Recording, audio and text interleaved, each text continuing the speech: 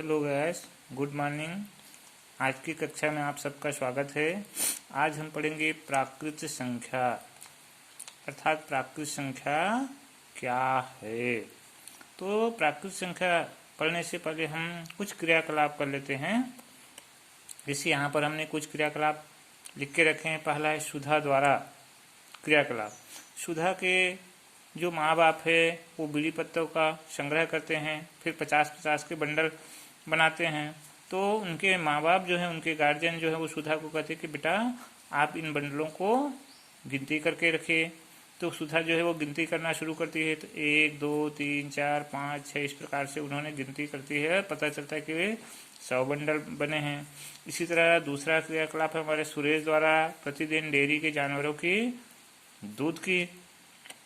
इसमें सुरेश जो है वो गिनती करता है तो 15 लीटर दूध पता चलता है। तो कैसे करता है, तो एक एक करके करता है। पहले 40 से डालते हैं 1 लीटर के, तो 1, फिर दूसरे 2 लीटर, फिर 3 लीटर, 4 लीटर, इस प्रकार से उनको पता चलता है कि एक दिन में 15 लीटर दूध निकलते हैं। तीसरा क्रियाकलाप इसी तरह रेशमा द्वारा पेड़ पर कुछ बैठे हुए पक्षी को गिनने की है। रेशमा जब गिनती करती है तो पता चलता है 1 2 3 4 5 इस तरह से गिनती करती है तो पता चलता है कि पेड़ पर 5 पक्षी बैठे हैं। इसी प्रकार एक और क्रियाकलाप है विद्यार्थी द्वारा कक्षा के बेंचों की गिनती। प्रधान पाठक द्वारा कहा जाता है कि बेटा कक्षा 6वीं के में कितने बेंच है गिनती करके बताइए। तो वहाँ के विद्यार्थी जो है वो गिनती शुरू करते हैं 1 2 3 4 5 6 इस प्रकार से गिनती करते हैं। और गिनती करने पर पता चलता है कि कक्षा 6वीं में कुल 35 बेंच हैं।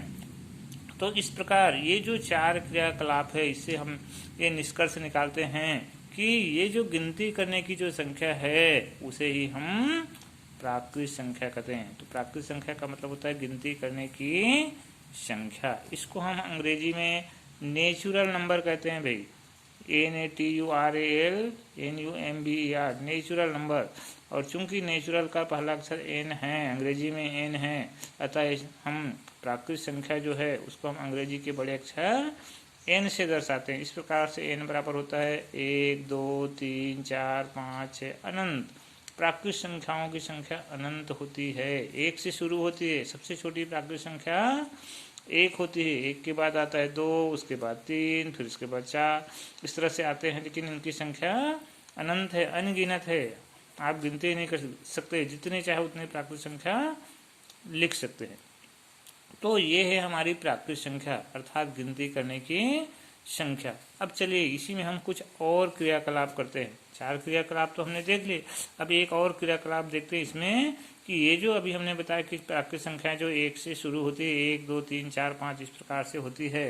तो ये जो प्राकृत संख्याएं हैं, इन प्राकृत संख्याओं में से इनको बढ़ते क्रम में या घटते क्रम में लिखना।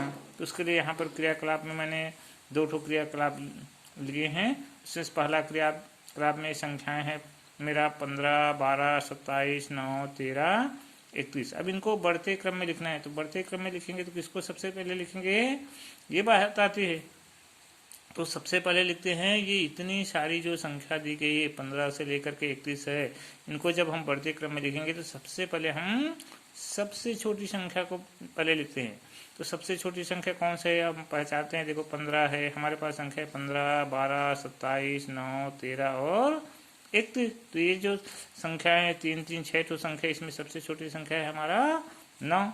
तो बढ़ते क्रम में लिखना है। सबसे छोटे माने 9 को पहले लिखेंगे, फिर उससे बड़ा है हमारा 12, फिर उससे बड़ा है 13, फिर उससे बड़ा है 15, फिर उससे बड़ा है 27, उससे बड़ा है 31। तो इस प्रकार से बढ़ते क्रम में लिखना है। संख्याओं को सबसे पहले सबसे छोटा को लिखा जाता है, फिर उससे बड़ा, फिर उससे बड़ा, फिर उससे बड़ा, इस तरह से लिखते जाते हैं और अंत में हम सबसे बड़ी संख्या को लिख देते हैं। इसी प्रकार मान लीजिए इसको हमको घटते क्रम में लिखने को कहा जाए। तो जब घटते क्रम में लिखने को कहा जाता है तो सबसे पहले हम सबसे बड़ी को लिखते हैं, फिर उसके बाद उससे छोटी, फिर उससे छोटी। घटते क्रम माने घटाते घटाते कम करते करते लिखते जाते हैं। तो इस प्रकार हम सबसे बड़े को सबसे पहले लिखते हैं।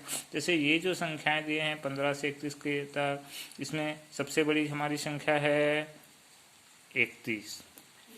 तो सबसे बड़ी संख्या 31 को लिखा। फिर अब घटते क्रम में लिखना, मानो उससे कम होते हुए, तो 31 से कम 27 है, फिर उससे कम 15 है, फिर उससे कम 13 है, फिर उससे कम 12, फिर आखिरी में हमारा 9। तो घटते क्रम में कहेंगे तो हमेशा बड़ी संख्या को सबसे पहले और सबसे छोटी को अंत में। बढ़ते क्रम में लिखना है तो सबसे छोटे को पहले और फिर बढ़ते बढ़ते लिखते हुए सबसे आखिरी में सबसे बड़े को लिखना है। ये पहला क्रियाकलाप। दूसरा क्रियाकलाप, दूसरा उदाहरण और देख लेते हैं। हमारे पास संख्या है 98, 33, 62, 49, 107। इस प्रकार से 5 संख्या दी गई है। इसको हमको बढ़ते क्रम में लिखना है। तो यहाँ पर देखिए सबसे छोटी बढ़ते क्रम में लिखते हैं तो वो अभी हमने क्रियाकलाप एक में देखे हैं कि जब भी बढ़ते क्रम में लिखते हैं तो सबसे पहले हम सबसे छोटी को लिखते हैं। यहाँ पर ये जो 98 से 107 तक की जो संख्या दी गई है, इसमें सबसे छोटी संख्या हमारा 33, फिर उसके बाद बढ़ते माने बढ़ाते हुए लिखना है तो उससे बड़ा है 49, फिर उससे बड़ा है 62, फिर उससे बड़ा है 98, फिर उससे बड़ा है 107। इसी प्रकार मान लो घटते क्रम में लिखना है तो पहले सबसे बड़े को लिखते हैं। सबसे बड़ा इसमें है 107, ये लिख दिया। फिर उससे छोटा है 98, फिर उससे छोटा है 62, फिर उससे छोटा है 49 और सबसे छोटा है फिर 33। तो इस प्रकार से हम संख्याओं को बढ़ते या घटते क्रम में लिखते हैं। अब इसके लिए हम गणित में चिन्हों का भी उपयोग करते हैं। बढ़ते क्रम में लिखते हैं तो सबसे पहले छोटे को लिखते हैं तो छोटा है के लिए ये छोटा है का निशान है, बराबर है तो ये बराबर का निशान, और बड़ा है तो बड़ा का निशान। इसी को जैसे देखिए ये बढ़ते क्रम में लिखे तो सबसे पहले सबसे छोटे को लिखे हैं तो ये 9 छोटा है। छोटा है के लिए ये निशान, ये इस प्रकार से, ठीक। फिर 9 छोटा है 12 से, इसको पढ़ेंगे। फिर 12 छोटा है 13 से, फिर 13 छोटा है 15 से। इस प्रकार से ऐसे चिन्ह लगाते जाएंगे। इसे ये छोटा है का निशान, इसको बोलते हैं छोटा है, ठीक। इसी प्रकार मान लो बढ़ते क्रम में लिखना है तो देखो सबसे पहले घटते क्रम में लिखना है तो सबसे पहले हम सबसे बड़े को लिखते हैं। सबसे बड़ा जैसे इसमें है 31, तो ये 31 बड़ा है तो बड़ा है के लिए बड़ा है का निशान, इसको पढ़ेंगे। 31 बड़ा है 27 से। अब 27 से छोटा 15 है, घटते क्रम में लिख रहे हैं तो फिर 27 बड़ा है तो फिर ये बड़ा है का निशान, इसको पढ़ेंगे। 27 बड़ा है 15 के, इसको यहाँ पर बीच में लगाना है। तो इस प्रकार से ये छोटा है का निशान है, ये बड़ा है का निशान है। अब चलिए हम इसी से संबंधित प्रश्नावली 1 देखते हैं। तो इसमें प्रश्नावली 1 में सवाल दिए हैं। हमारा पहला सवाल है सबसे छोटी प्राकृतिक संख्या कौन सी है। तो अभी आपने देखा प्राकृतिक संख्या हम हमेशा 1 से शुरू करते हैं, क्योंकि प्राकृतिक माने गिनती करने की संख्या। जब भी हम गिनती करते हैं तो हम 1 से गिनती शुरू करते हैं। कक्षा में अटेंडेंस भी लेते हैं तो पहले वाला बच्चा जो 1 बोलता है, फिर उसके बाद 2, 3, 4, ठीक। तो इस तरह से यहाँ पर सबसे छोटी प्राकृतिक संख्या हमारी हो जाती है 1। तो इसका उत्तर होगा सबसे छोटी प्राकृतिक संख्या 1 होती है। दूसरा प्रश्न दिया है 61,600 और 61,006 में कौन सी बड़ी है। तो ये देखो ये बड़ी है के निशान, चिन्ह को बीच में लगाना है। यहाँ पर 41,600 बड़ी है 41,600। कैसे जानेंगे तो उसके लिए देखो पहले इकाई में देखते हैं, इधर से देखते हैं। बड़ी है छोटी है के लिए इधर से देखते हैं। देखो इसमें भी 5 अंक है, इसमें भी 5 अंक है, तो इसका 5वां अंक 4 है, इसका भी 5वां अंक 4 है, बराबर है। फिर उसके बाद चौथा अंक को देखते हैं। चौथा अंक इसमें भी 1 है, इसमें भी 1, ये भी बराबर है। अब इसके बाद तीसरा अंक माने सैकड़ा को देखते हैं। इसका सैकड़ा 6, इसका सैकड़ा 0 है, और चूंकि इसका सैकड़ा 6 बड़ा है इसके सैकड़े से, इसलिए ये पूरी संख्या भी इस संख्या से बड़ी होगी। अगर मान लो सैकड़ा भी बराबर होता तब हम दहाई को देखते, जिसका दहाई बड़ा है वो संख्या बड़ी होती है। मान लो दहाई भी बराबर होता तो यहाँ पर हम इकाई को देखते हैं। तो वही है, पहले हमने देखा कि यहाँ पर 10,000 वाले अंक बराबर है, तो 1000 वाले को देखा वो भी बराबर है। तो उसके बाद हमने सैकड़ा को देखा, सैकड़ा इसका बड़ा है, माने ये पूरी की पूरी संख्या बड़ी है। ये पूरी संख्या माने 41,600 बड़ी है। उपयुक्त चिन्ह बड़ा है छोटा या बराबर का प्रयोग करके खाली स्थान की पूर्ति करना है प्रश्न तीसरा में। तो अभी आपने देखा कि बड़ा है का निशान किस प्रकार से लगाए जाते हैं, छोटा है का निशान किस प्रकार से लगाए जाते हैं। तो यहाँ पर देखिए, यहाँ पर बहुत सारे सवाल दिए हैं, मेरे ख्याल से 6 ठो दिए हैं, तो हम 4 ही सवाल लिए हैं। देखिए पहला सवाल ये 45 खाली स्थान 21। तो देखिए अब मैंने कहा यहाँ पर देखो 2 अंक वाली संख्या है, तो 2 अंक वाली, तो दहाई को देखते हैं। देखो इसकी दहाई है 4, इसकी दहाई है 2। अब ये दहाई 4 बड़ा है, 4 बड़ा है माने ये पूरी की पूरी संख्या माने 45 जो है बड़ा है, ये बड़ा है का निशान है। ये इस तरह से इसको पढ़ेंगे, 45 बड़ा है 21 से। यहाँ पर 3 अंक वाली सैकड़ा वाली संख्या है, सैकड़ा वाली संख्या है 543 और 345। इसको वैसे ही देखना है, सैकड़ा है तो ये सैकड़े वाले स्थान को देखो, इसका सैकड़ा 5 है, इसका सैकड़ा 3 है। अब ये सैकड़ा बड़ा है तो सैकड़ा को पहले देखते हैं, इसका सैकड़ा बड़ा है 5 जो है इसके सैकड़े से, तो 5 बड़ा है माने पूरा 543 बड़ा है। इसको देखिए यहाँ पर 2 अंक वाला है, इकाई दहाई वाला है, तो दहाई से पहले देखेंगे। यहाँ पर दहाई 1 है, यहाँ भी दहाई 1 है, दोनों की दहाई बराबर है। तब इकाई को देखो, इसका भी इकाई 5 है, इसका भी इकाई 5 है, माने इनके इकाई भी बराबर है, दहाई भी बराबर है, इकाई भी बराबर है, माने ये जो पूरी संख्या है, पहली संख्या 15 इस दूसरी संख्या 15 के बराबर है।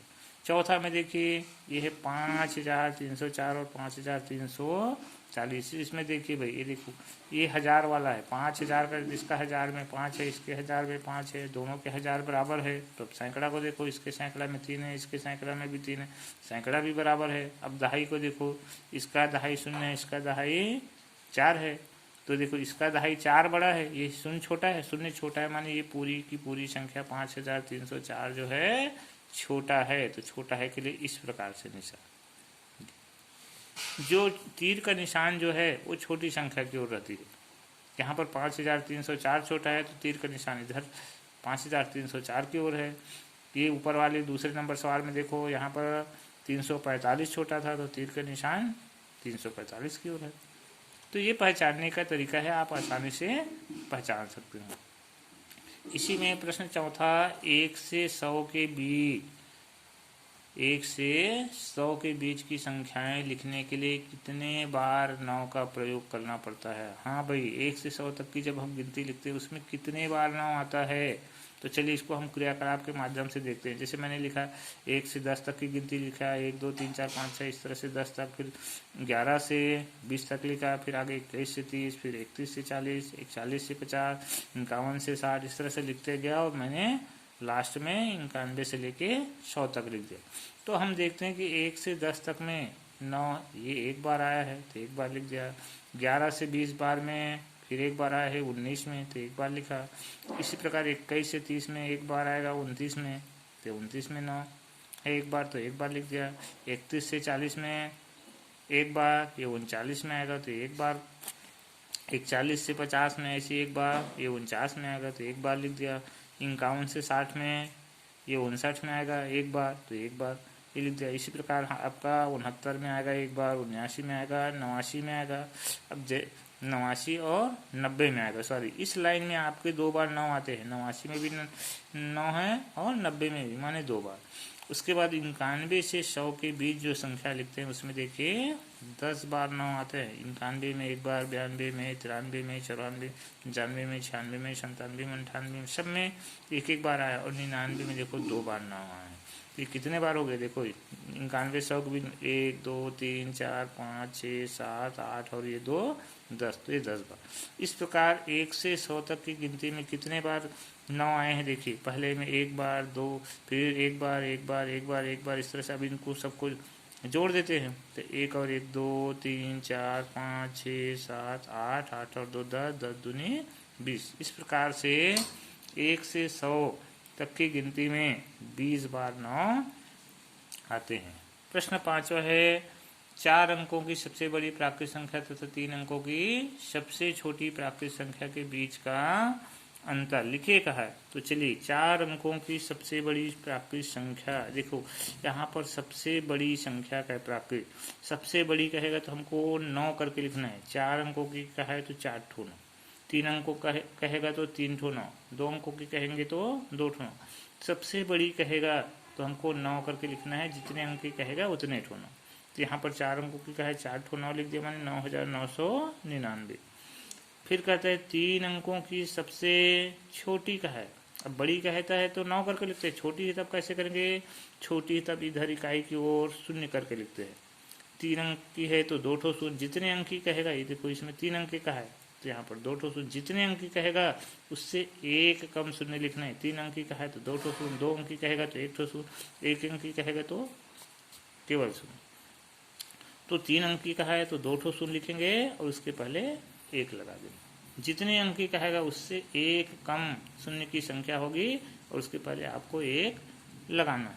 तो इस तरह से लिख दिए, 3 अंकों की सबसे छोटी संख्या हमारा हो गया 100। अब इन दोनों का अंतर का है, अंतर मान इसको घटाना तो घटा लीजिए। चलिए, इकाई को इकाई से घटाते हैं, 9 में शून्य के 9, दहाई को दहाई से, सैकड़ा को सैकड़ा, ऐसे इस प्रकार से घटाते हैं। ये घटाना हम प्राइमरी से सीखते हैं। तो चलिए देखते हैं, घटा लेते हैं। 9 में शून्य के 9, 9 में शून्य के 9, 9 में 1 गया तो 8 और ये 9। तो इस प्रकार से हमारा उत्तर होता है 9899।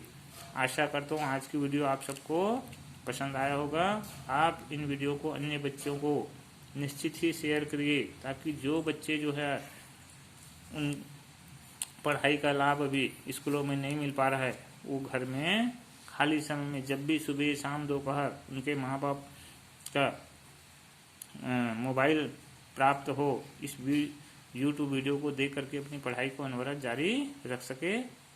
धन्यवाद। एक बार पुनः आग्रह है, इनको अधिक से अधिक बच्चों को शेयर करिए। पुनः धन्यवाद।